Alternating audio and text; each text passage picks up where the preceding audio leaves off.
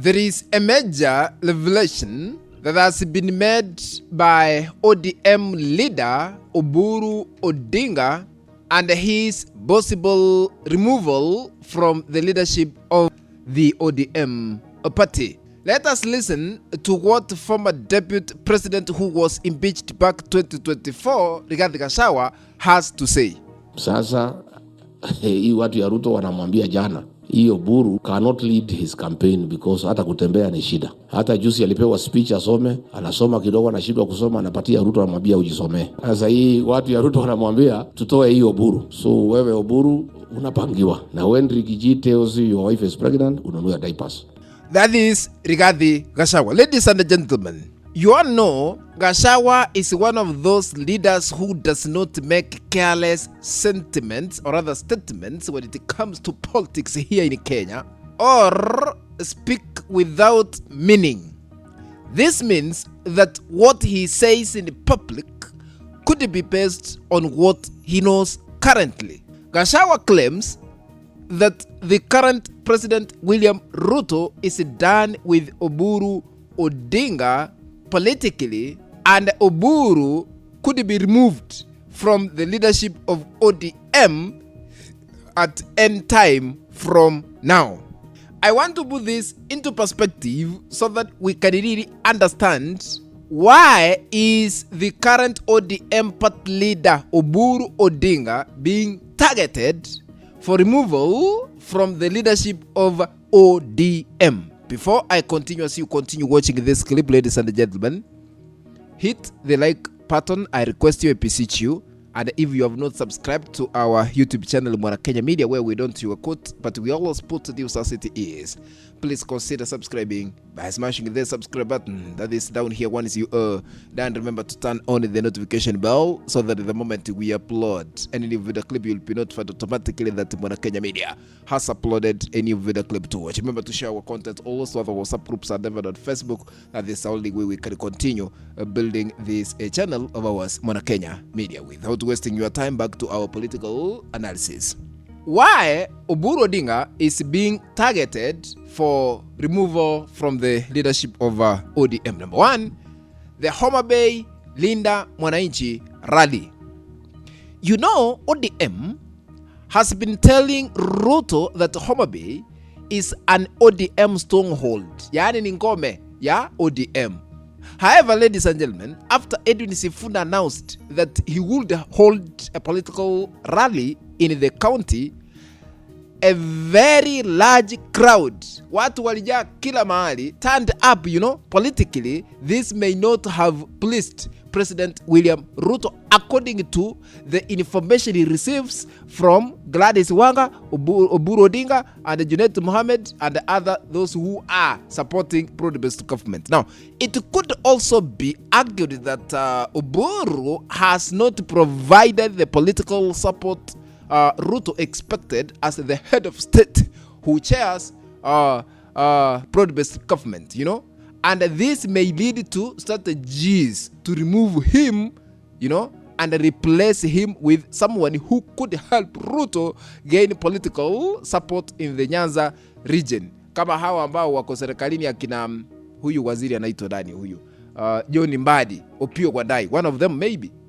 Number two, why Oburu is targeted. Number two, age factor. In recent days, we have seen Oburu Odinga criticizing Ruto's government despite being part of the government. This could raise questions about whether he is still fully aligned with the government's agenda. Na anasahau.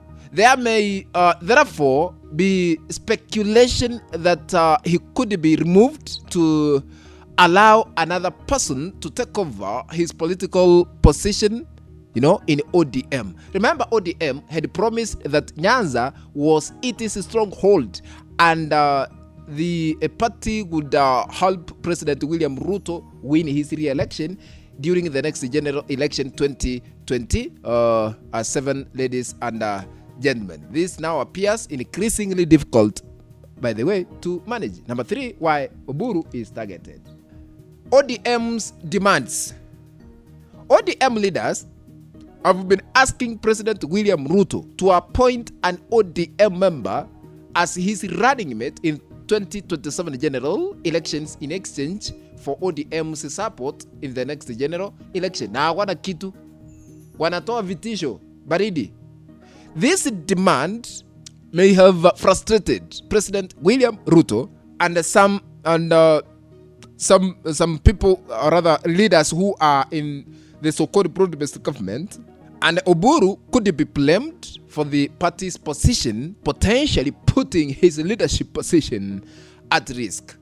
You know, that is where we are currently when it comes to politics. Actually, you know, Oburu Odinga is aging, and Ruto anaweza amua kumuonyesha mgongo kisiasa, because ODM has failed to deliver to President William Ruto. Remember, Ruto currently relies on ODM. You know, Mount Kenya left President William Ruto when Ruto impeached his Deputy President Rigathi Gachagua back 2024. And actually, Rigathi Gachagua vowed to make sure, or rather to sacrifice, to make sure Ruto is a one-term president. And this is coming to the reality, you know. Actually, Gachagua said he has locked Mlima Kenya everywhere. Na ameweka ufunguo kwa mfuko. So there is no way Ruto can access, you know, Mount Kenya votes, because he impeached Rigathi Gachagua. So Ruto relies on ODM, and the ODM has failed. ODM has lost its political ground. Edwin Sifuna was received, you know, overwhelmingly in Homa Bay County on Sunday. This shows how Nyanza is for Sifuna and not Ruto.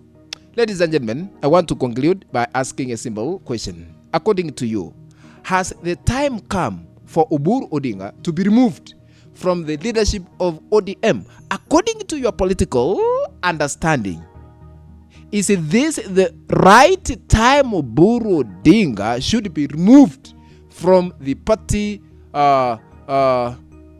leadership?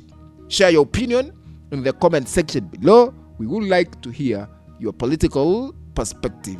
Ladies and gentlemen, let's meet in the next video. But if you have not subscribed to our YouTube channel, consider subscribing by smashing the subscribe button, and this down here. Once you then remember to turn on the notification bell, so that the moment we upload any video clip, you'll be notified automatically that Kenya Media has uploaded a new video clip to watch. Remember to share our links to other WhatsApp groups and on Facebook, and this is the only way we can continue building this channel of ours, Kenya Media. Ladies and gentlemen, let's meet in the next video. Bye bye for now.